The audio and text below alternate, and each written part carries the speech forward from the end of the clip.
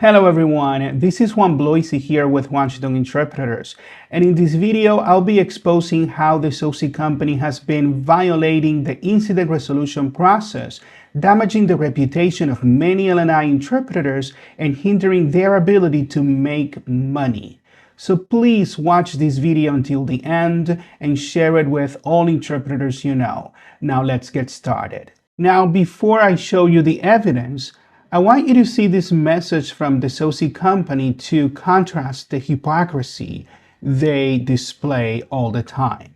So about a week ago, the SOSi company emailed its March newsletter, as you can see here.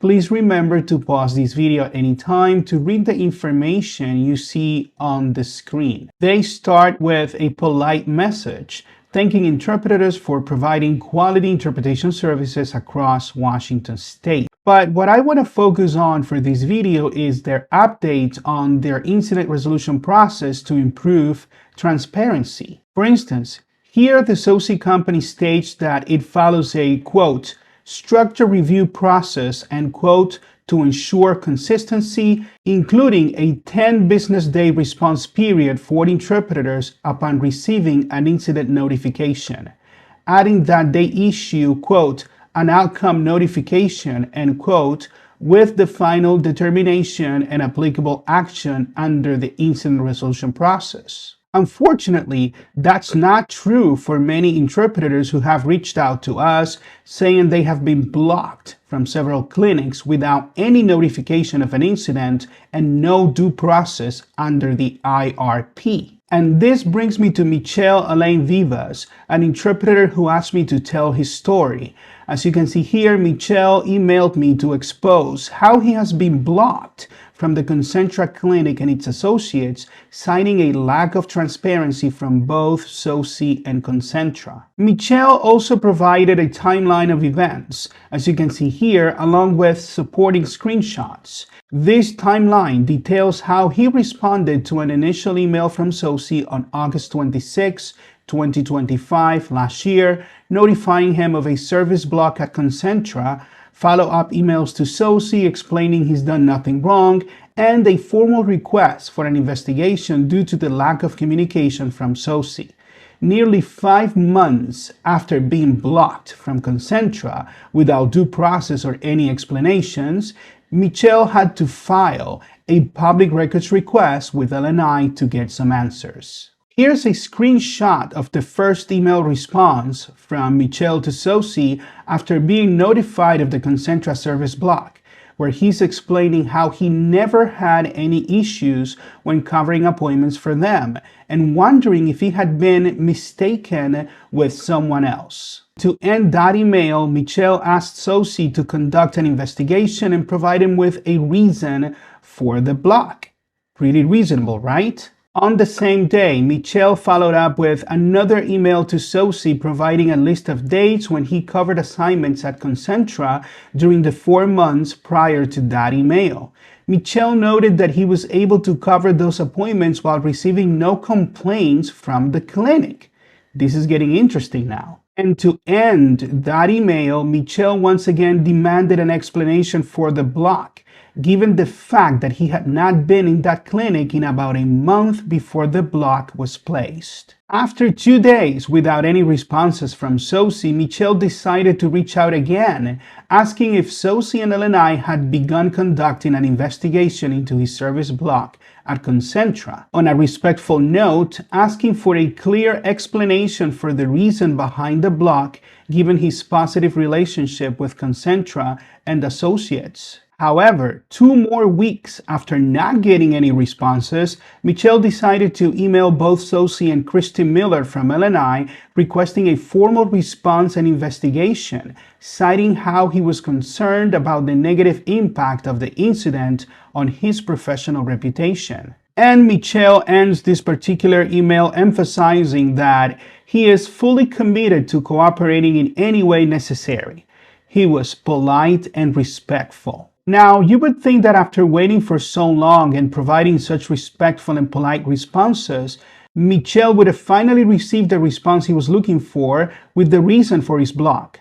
After all Michel wanted to know was what he had done wrong. And what do you think happened? Well, according to Michel, SOSi and LNI remained silent anyways. No response whatsoever, so on January 22nd this year, Michel decided to submit a public records request to LNI asking for a copy of his complaint, hoping to uncover some answers. Michel details that he received public records from LNI on February 26, nearly 6 months after asking for a simple explanation for his block. Unfortunately for him, the records he received show that CONCENTRA provided no reason or explanation for blocking him.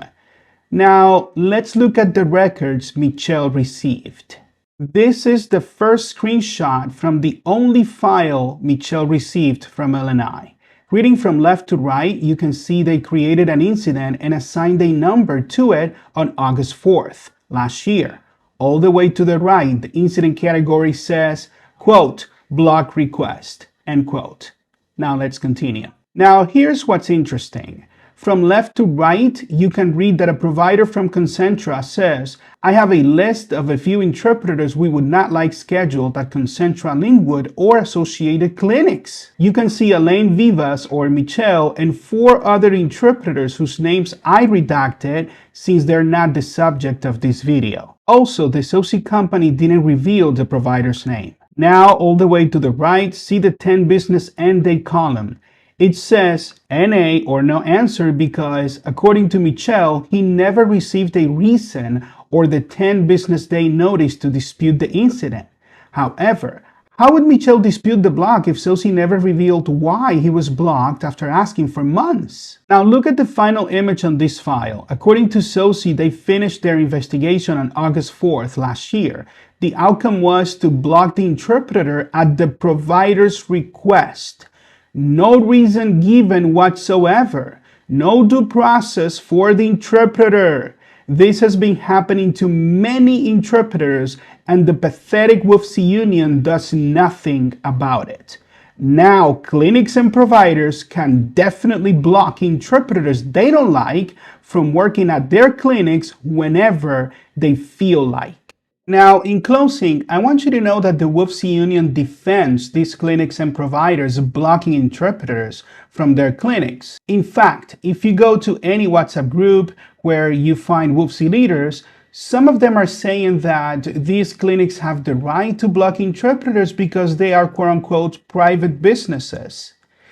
And there's nothing you can do about it or the union. So they wash their hands from this issue. Now, let me ask you this.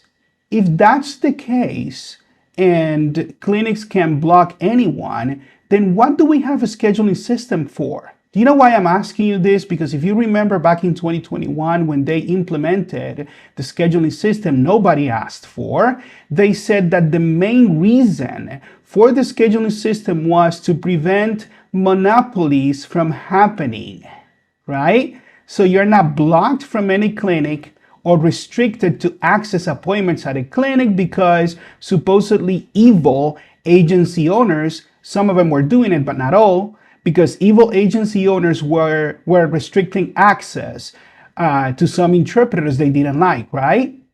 Well, now you don't have the ability to bill directly, to bill LNI directly. You cannot have your own work. You cannot have your own appointments that you find somewhere. So now you have to depend on the scheduling system. But now the WFC union is telling you these providers can block you from their clinics for any reason. They don't have to give you a reason. Now, do you think this is fair?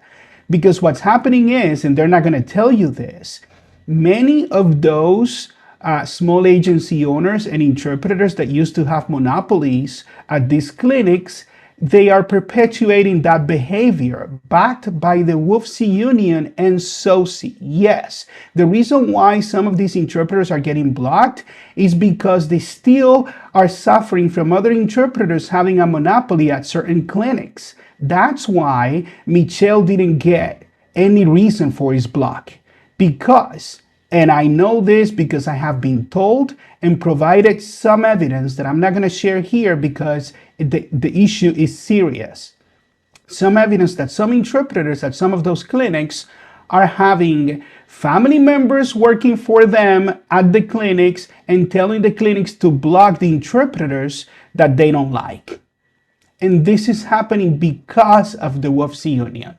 So essentially, now you have a worse system of monopolies than before the so-called scheduling system, okay? And we don't even have equal access to appointments because the algorithm chooses who sees more appointments and at what time. This is incredible. This is all happening because of the incompetence of the WFC union. Remember, if you voted for them, you contributed to this. But it's not too late because you can still opt out of their union, as I have been telling you. Stop funding this union. Whether you are a DSHS or an LNI interpreter, you do have the right to opt out of the WFC union and stop paying union dues. We must get rid of this horrible union. So go to optouttoday.com/WFC1671 to do so and keep your hard-earned money. See you in the next one.